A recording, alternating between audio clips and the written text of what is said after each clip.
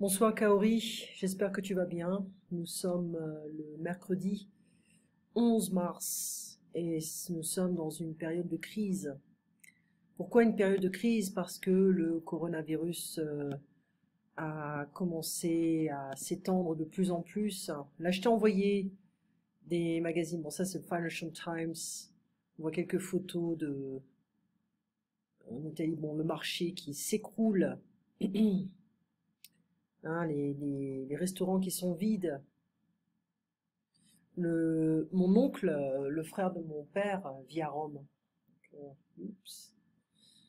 Son deuxième frère, mon deuxième oncle, il vit en Sicile.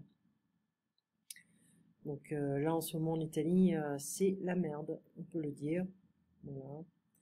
Ensuite, on a tous les magazines français, Le Monde, l'Italie en quarantaine, l'Europe en ordre dispersé. Je te montrer tout ce que je t'ai envoyé. Libération, coronavirus, l'Italie se cloître, se cache. Le Nord a rude épreuve. Libération, coronavirus après l'Italie et la France, certainement. Tout un pays paralysé par un virus qui submerge son système de santé face à la progression inéluctable de la maladie. La France fait tout pour ne pas se retrouver dans la situation italienne. C'est pas vrai. Ils ont un manque de masques. Ils sont pas informés. Les médecins ne savent pas quoi faire. Ils sont un petit peu bloqués. Le Figaro, coronavirus, la Chine croit à une sortie de crise. Tous mes étudiants chinois à Beijing sont bloqués. Ils sont toujours à la maison, ils sortent pas. L'économie est complètement gelée. Bon, c'est le spécialiste de la manipulation, Xi Jinping, qui n'a pas communiqué le nombre de morts exact. À Chypre, où se trouve mon père, il y a plein de personnes qui sont venues d'Italie, qui n'ont pas été scannées, testées pour le coronavirus. C'est un vrai bordel. Ils disent qu'en Chypre, il n'y a pas de coronavirus parce qu'ils n'ont testé personne. Voilà, c'est pour ça. Mexique, c'est la même chose. Ils ont quelques cas au Mexique, mais ils veulent pas dévoiler les vrais chiffres. C'est une vraie manipulation. Voilà. Donc tout, principalement le Nord. Voilà. Qu'est-ce qu'il nous fait, lui?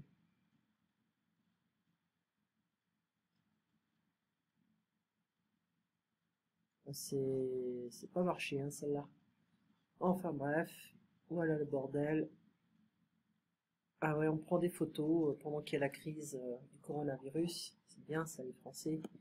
Les échos, virus, éviter la panne économique. Ils veulent aider les entreprises à ne pas se retrouver sans argent. Donc il y a une espèce de bail-out du gouvernement français, etc. Donc je t'ai envoyé pas mal de choses.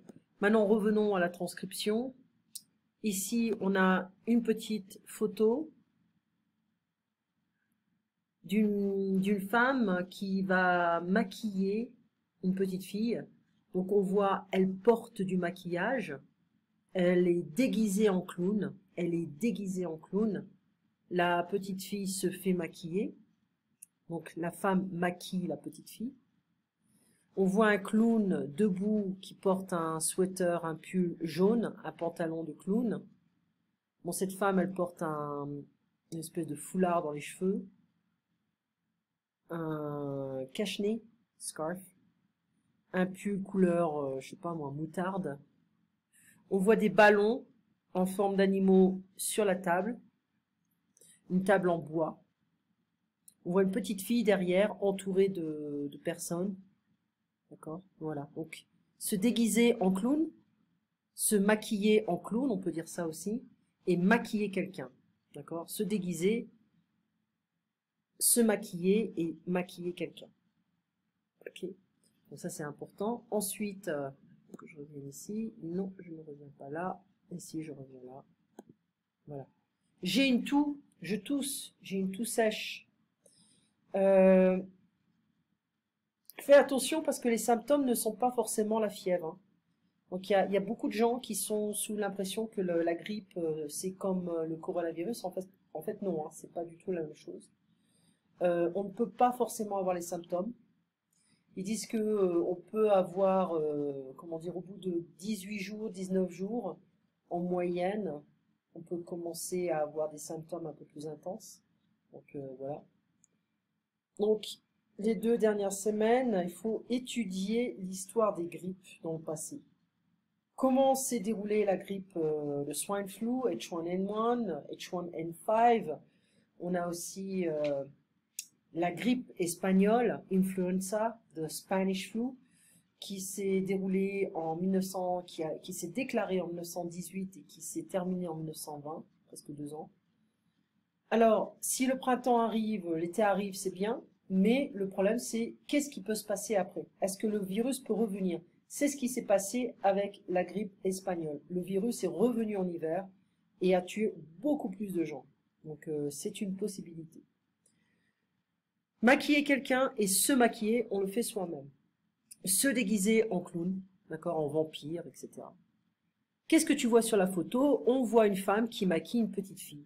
Donc elle porte du maquillage. Bon, elle porte un maquillage de clown. On dit clown. Think of the actor, clown. Est-ce que tu te maquilles? Je me maquille beaucoup. Moi, pas du tout. Alors, pas du tout.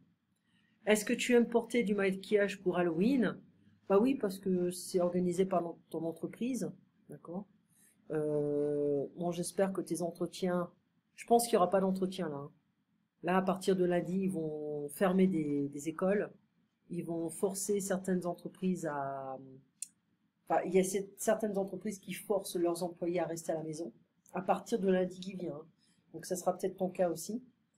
Un événement, un event. Oui, tu te maquilles pour les événements, hein, pour des choses importantes.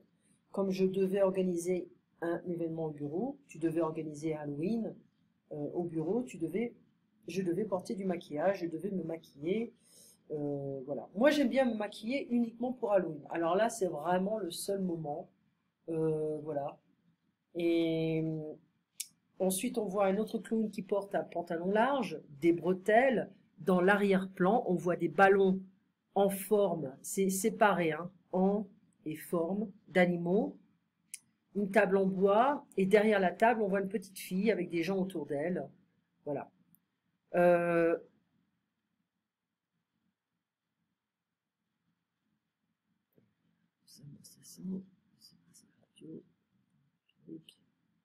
Voilà, attends.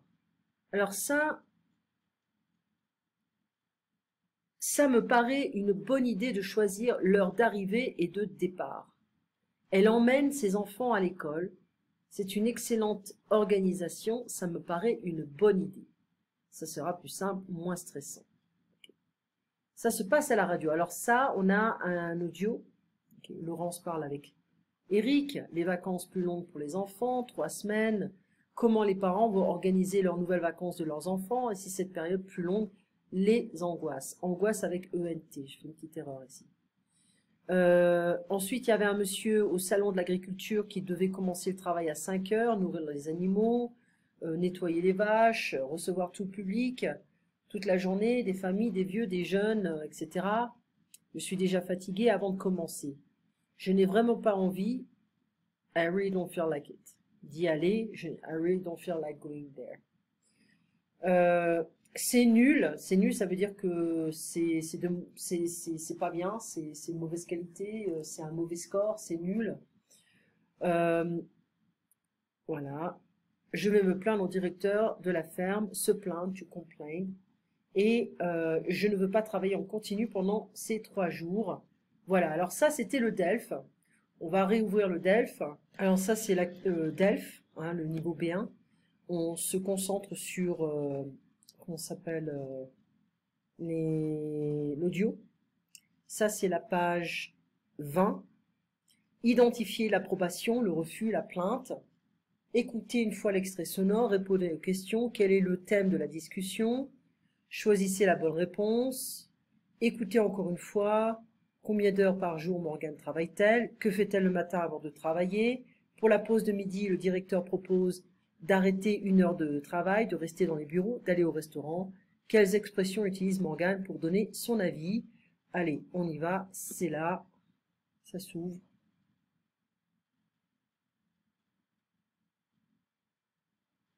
Ça arrive.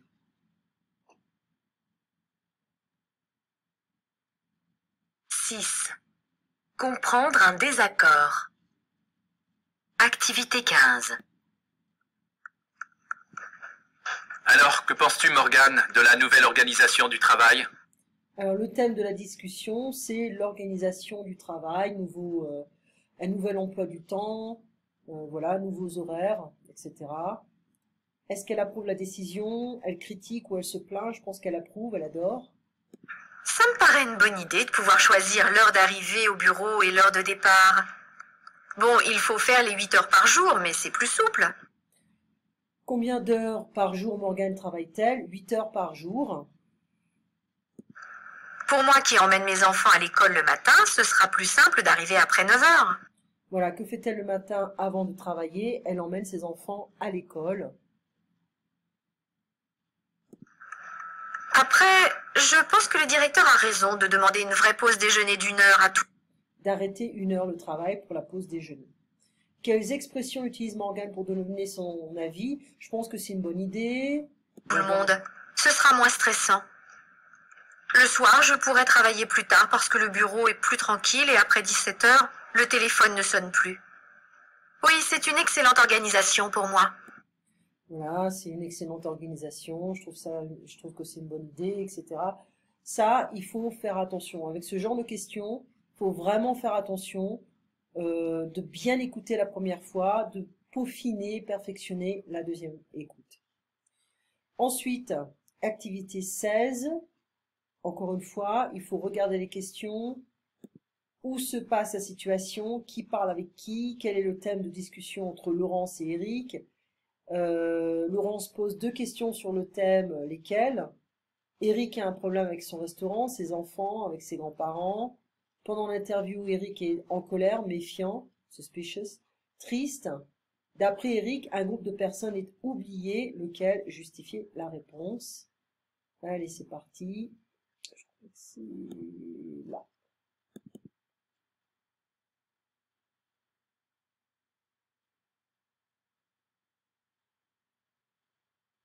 Activité 16. Bonsoir, chères auditrices, chers auditeurs. Bienvenue à notre émission On en discute sur Radio Verte. Radio. Où se passe la situation? Sur une radio. Cette année, les prochaines vacances scolaires vont donc durer 3 semaines au lieu des 15 jours habituels. C'est nouveau et nous voudrions savoir comment les parents vont organiser les nouvelles vacances de leurs enfants. Alors déjà, les 2 questions sont là.